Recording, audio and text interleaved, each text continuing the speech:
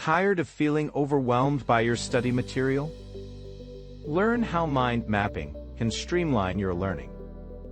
Start with a central idea and branch out topics. Mind maps make complex information easier to understand. Compare traditional note-taking with mind mapping. Teachers often use mind maps to explain subjects visually. Various apps can help you create digital mind maps. Digital tools provide flexibility and ease of editing.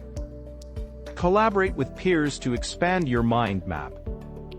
Use headers and colors to categorize information. Reviewing mind maps can boost confidence before exams. Create basic mind maps initially, then expand them.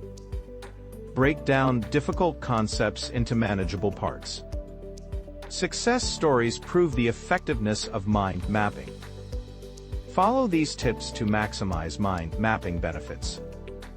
Transform your study space and experience less stress.